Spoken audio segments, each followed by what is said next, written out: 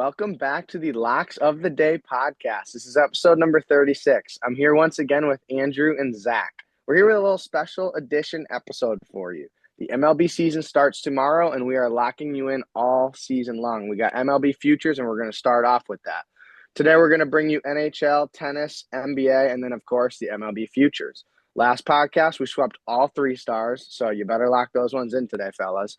And it's time to stay hot, ladies and gents. So let's get into today's picks. And Zach, I know you're going to kick it off with the first MLB future. So go ahead. Yeah, the first one we're starting it off today with is going to be the Angels, 70 plus wins at a minus 145. Um, Absolutely love it this year. I think the Angels did a great job and their GM did a great job of bringing in vets, pairing with their younger guys going into this season. Last year, they were a struggle in the AL West. I think they're going to compete a lot better this year. They picked up Jorge Soler, who's been a little bit of a journeyman, but has gone to quite a few World Series teams, has won a couple World Series themselves. They added Travis d'Arnaud, who's going to serve as the backup catcher to Logan O'Hoppe, or Ohapi, however you say it. But he could also serve as a DH as well throughout the lineup. They signed Yoan Moncada as well, who's looking for a fresh start coming over from the White Sox. And then they bolstered their pitching staff as well. They picked up Kyle Hendricks on a 1-year deal. They traded for Kenley Jansen. They got Kenley Jansen in a deal. And they also signed Yusei Kikuchi from the Astros, which is a massive pickup for them and their pitching staff. I absolutely just love what they've done with their lineup because they're going to pair these guys with the younger guys that they already have, which is going to be Nolan Chanal, which is also going to be Zach Neto, Mickey Moniak as well. And the big one, if he stays healthy, everyone forgets, a guy named Mike Trout. That's a big one. So if these guys can stay healthy in a lineup and their pitching can do their thing, which the pitching wasn't too bad last year, they've got to work on their bullpen a little bit, which is why they went out and they got Kenley Jansen. But I like them at 70 plus wins. I don't think that the AL West is going to be as good as people think. I think the Astros are due for a down year. The A's are going to be a little bit better, but I don't think the Mariners and Rangers are going to live up to the hype that they're getting right now. So I think the Angels at 70 plus wins, I think is a great play at minus 145. And Andrew, we'll swing it to you. Yes, sir. I love that play. I'll hit you with my over-under real quick for this year. I went with the Cincinnati Reds, over 78.5 wins at a minus 130. Reds finished last year with 77 wins, finishing 4th in the NL East. Looking at the NL East, you got the Brewers, Cardinals, Cubs, and Pirates. I think the Pirates are just a little too young. Like, yeah, Paul Skeens is disgusting, but he's not going to go out there and win you 82 games. Cardinals finished last year. Uh, Cardinals finished in last year, but the Brewers and Cubs did their thing, and I think the Brewers are still going to do their thing this year and probably still win over 90 games. Cubs got a little better, a little worse, like depends how you look at it. But I really love the Reds this year. I think their pitching rotation is going to be tough to beat, and adding Brady Singer from the Royals is another solid right-handed pitcher to throw in the mix. Uh, Reds will start the season without Spencer Steer, but I don't think he's going to be out for more than a month. And you need Spencer Steer, and then you got Ellie De La Cruz, and then you got like guys like Matt McLean. All these guys are nice, young, talented power hitters. Ellie's going to go out there, steal, who knows, 130 bases. You never know. This guy had 67 stolen bases last year. I mean, his on base percentage wasn't that good. He gets that on base percentage a little bit higher, works in a couple walks. This guy's gonna go for another 65 plus stolen bases. And another key thing that I like about this Reds team, new manager Terry Francona coming in, 2 times World Series champ with the Red Sox, winning percentage of 54%. And from 04 to 2023, that was the last time he coached. There's only been one season where he's had under 79 wins. And that's what we need. We need 79. Tito's a winner. Reds are a sleeper. Lock it in. Reds over 78.5 wins at a minus 130. Zach's got another one for you. Yeah, so we're going to swing this one to the other Central Division in the AL Central. We're going to be taking the Minnesota Twins to not make the playoffs at a minus 125. And I've been waiting on this one for a while. The Twins have a pretty decent team. Last year, they fell just short of the playoffs. And there's a reason for that, because over these last 4 to 5 years, the AL Central's been horrible. And none of these teams were able to kind of pick it up and get better. And now what's happening? All these teams in the AL Central are coming out of the woodworks, and the Twins don't want to spend any money and pick up any players. So you look around the AL Central, and the Tigers re-signed a lot of their guys. They picked up Gleyber Torres. The Royals went out. They re-signed a lot of their guys. They picked up Jonathan India as well, and they also picked up Paul DeJong. Then you got the Guardians who went out and they picked up a bunch of guys to replace the guys that they lost. So they went and they also just picked up Nolan Jones a couple of days ago, which is going to be a massive pickup for them. They also got Carlos Santana, Paul Sewald, Jacob Junis. They're making all these moves. And then you look at the Twins and you got a bunch of crickets. Yeah, nothing. They haven't moved. They spent, I think it says $9 to $10 million in free agency.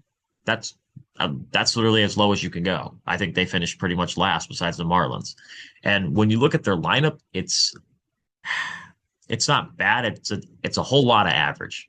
A whole lot of average and kind of mid, and it's not terrible, but yeah, they've got Carlos Correa, Willie Castro, but this is an MLB The Show. Willie Castro's not going to hit 380. I was gonna say he's not a power hitter either. They don't really have too many power hitters over No, there in Minnesota. no. And Ty France is decent, but he's only going to hit about 210. And Edouard Julian's going to be a question mark, but he's pretty good as well. Then you look at their outfielders, they've got Byron Buxton, and that's about it. Then it's Harrison Bader, who's decent, but not going to do too much. Matt Wallner and Trevor Larnach, but they're all very average players. And they're starting pitchers. I give them credit. They're still going to be pretty decent. You're going to have Pablo Lopez and Joe Ryan. But then after that, it's Chris Paddock, who has struggled the last couple of years. Simon Woods Richardson, who's going to be, he's around a 3.9 to a 4 ERA kind of guy normally. And then Bailey Ober, who's right around that area too. They're going to be, it's pretty much, it's an extremely average team who's going to be playing in a very good division this year. And kind of like what you saw last year, they were a pretty good team, went right around 80 wins, right around there. And what happened? They missed out on the playoffs because they had three teams that were better. And I think you're going to see the same thing this year. They're going to be in a very competitive AL Central. And that doesn't include who they're going to have to compete with in the AL East, considering teams are going to be making the playoffs there and the AL West. If there's three teams in the playoffs from the AL Central, the Twins might be the odd team out, sadly. So we're rocking with the Twins not to make the playoffs at a -125. And we're going to swing it right back to you, Andrew. Yes, sir. This is my last one. I know Zach's got one more, but my last future for MLB will be a little hometown bet. Boston Red Sox AL East winner +250. Those Red Sox finally decided to spend a little money in that front office. Getting some big names like Garrett Crochet, Walker Buehler, and added a lethal right-handed batter of Bregman. Needed another right-handed batter because O'Neill left. He went to the Oilers, Orioles. But Crochet will be the lefty, the ace that the Red Sox needed because Chris Sale, I mean, that guy wasn't really a lefty for us. He was just a piece of glass. Every time he went out there on the mound, he got hurt. I remember one time he came back instantly, got a line drive right back at his finger and broke his finger. I was like, all right, this guy's toast. He did have a good season and a half with the Red Sox, but not what the Red Sox paid him to do. So hopefully, I think Crochet is going to have a very solid year. He's got great defense behind him.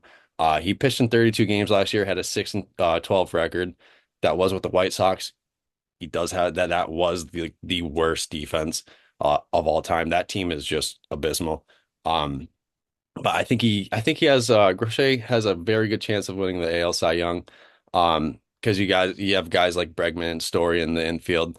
Hopefully Story does remain healthy.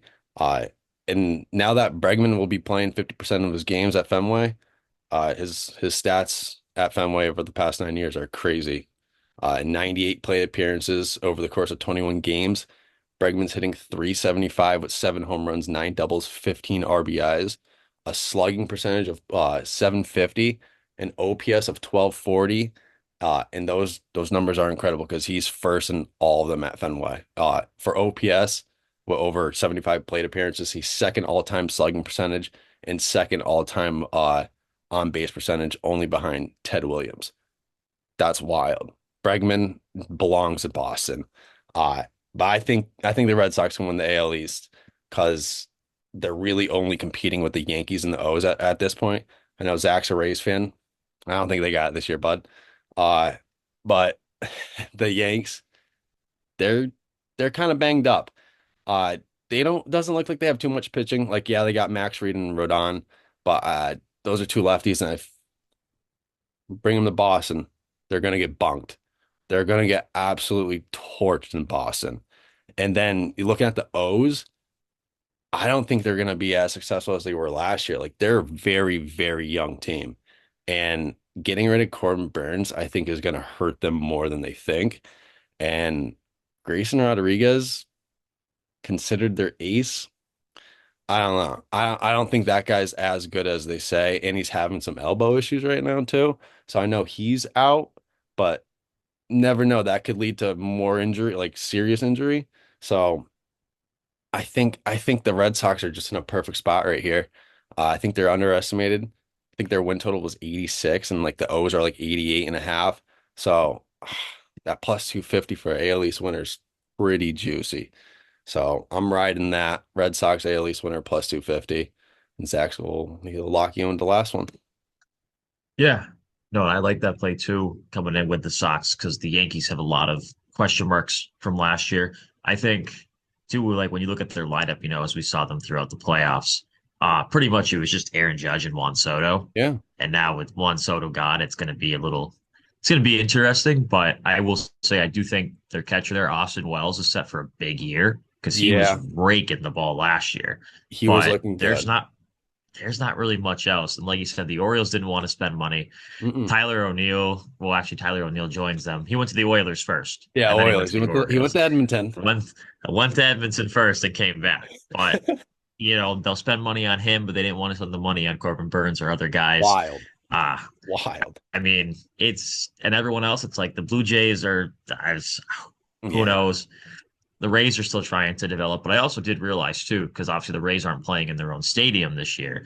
If you look at the Rays schedule at some points, they're actually on the road or at home for like a month at like a time because of That's the way that crazy. their schedule's set up. It's like I want to say it's between like June and July. There's a stretch where they play like 20 something games like in a row on the road. And I'm like, oh my Lord. And it's just because of the scheduling conflicts that they have with the Steinbrenner field or whatever it is, something like that. And I See was that? like, that's like, That could be and it bad. could be bad.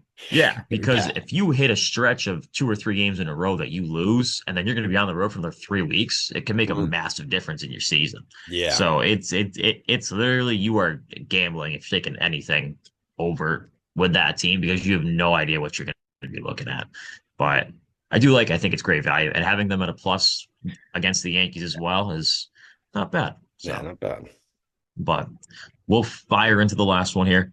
This is more of a value play for you guys, a little special one, of course. One of them I almost did, and Andrew mentioned that man earlier. Ellie De La Cruz was almost a close one for me, almost. Mm. But I like the value here. But we're going to go with Jackson Chourio, NL MVP at a plus 4,000, and we're throwing you some value. Everyone's going to take Shohei plus 140. They're going to throw him in the parlays, or they're going to throw like 10 bands on him because that's the only thing you can do with the guy who's plus 140 because there's no value there for a long season play. You could take Mookie, who's plus 500, plus 1,000, somewhere like that. But I want to take the guy that made a big splash in the MLB last year. He came on, cracked the Brewers roster at 20 years old, and everyone's like, who's this guy? Youngest guy to make a roster. And I will tell you, this man put the Brewers on the map last year. But between him and Willie Adames, who's now gone, who's now sitting in San Francisco, this guy came out and did a lot for the Brewers. Came in, hit 275, 21 home runs, 79 RBIs, 22 stolen bases for a guy that hit either first or second in the lineup. Now, who does that remind me of? Reminds me of a young Mookie Betts who did the same exact thing when he hit leadoff when he was in Boston. Very similar stats. And Mookie's MVP season was right around 30 plus home runs, 90 plus RBIs, and right around there, and right around a 280, 290 average. And Jackson Chourio in spring training absolutely has picked up where he left off. He's hitting 470 with a home run, 8 RBIs, 6 stolen bases, and an OPS of a 1.223. He's cracking it. He's cracking the ball everywhere. And the way I'm looking at it again is he's going to be facing that NL Central pitching, and the NL Central has they have some all right pitching, but it's whole lot of mid in that division. Jackson Chourio, I think, is going to tee off when he has to play. I believe it's now, I think they changed it, but I think it's 40, I think it's 13 games against each team in your division. So it'd be 52 games. So you're going to have a lot against that. And then he's going to get to play some of the other teams as well across the American League, bottom teams in the NL East. And I think this kid's got a real shot to climb up those MVP boards and make a run at it this year. Because if there's going to be anyone that on that Brewers team that's going to hit and that's going to keep them relevant, it's going to be him. Because once this dude's contract runs up in about 3-4 years, whenever the Brewers are done with him, because the Brewers don't spend money either, this kid's going to get a payday. Hopefully not from the Dodgers, but hopefully from a team that will, spend money on him that's in a little bit of a bigger market, but he's going to get quite the payday. So can't say anything else, but I love Jackson Chourio plus 4,000 for the NL MVP. It's a great value play for you guys, and it's a new player for you guys to watch as the new generation comes up through the MLB. Beautiful. And that wraps up the MLB futures. So make sure you get those all in before lines change and before the season starts. And now we'll swing it right into NHL. And Andy, you got a 3-star, so lock them in there, kid. Yep, 3-star for the NHL will be Dallas Stars money line at -150.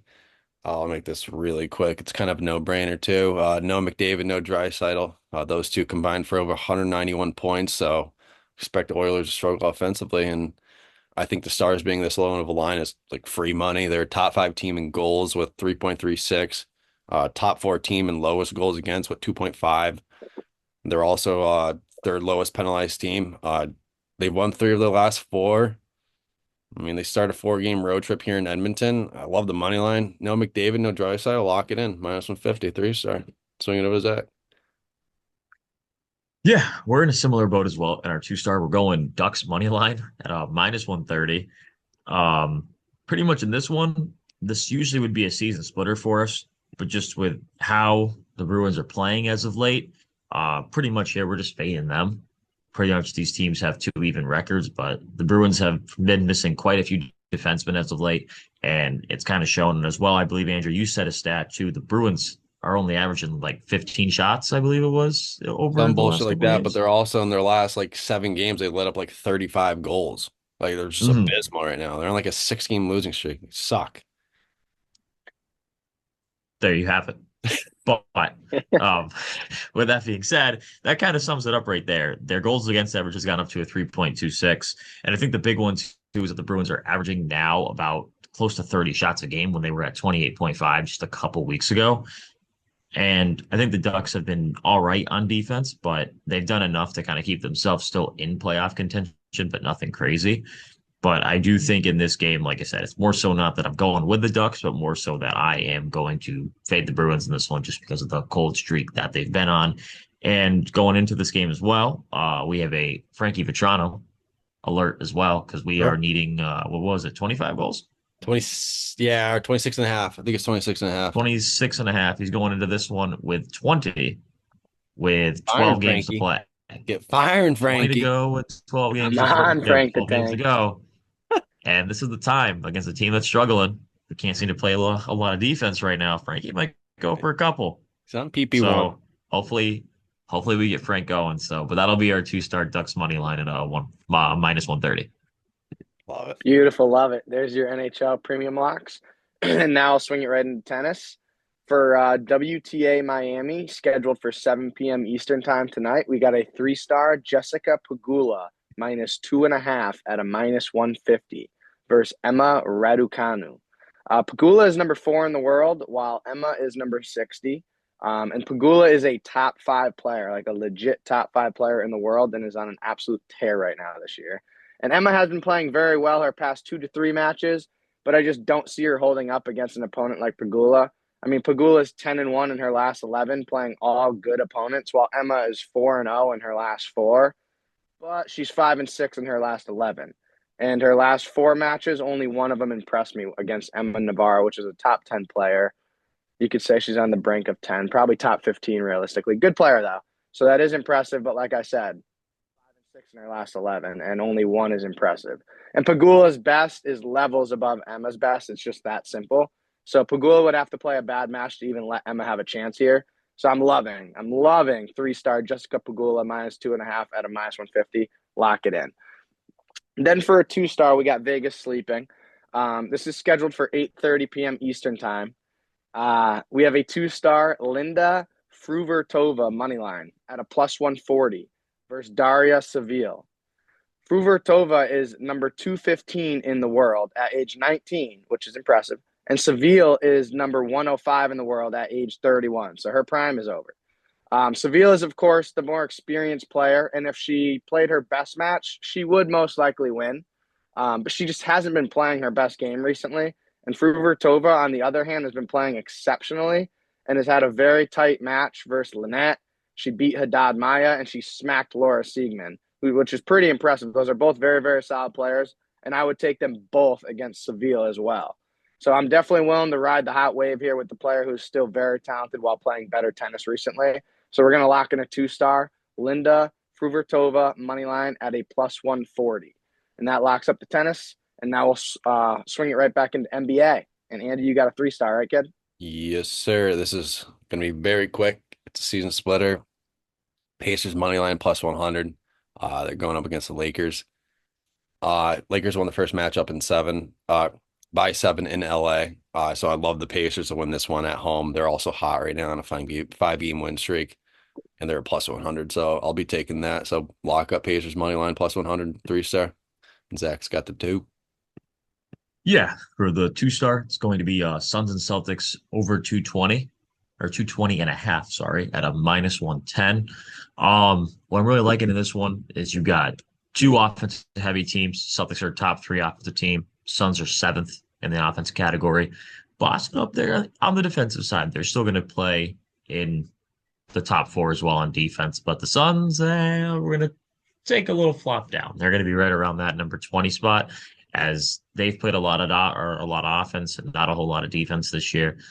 They have improved their defensive stats a little bit, but they played the Raptors and the Nets and only let up like 80-something points. I'm not counting those 2 teams. Those 2 teams are casually putting up 80 to 90 points a night with who they've got out there. So, but especially with the Raptors the other night too, didn't even post their lineup. They just posted who was playing.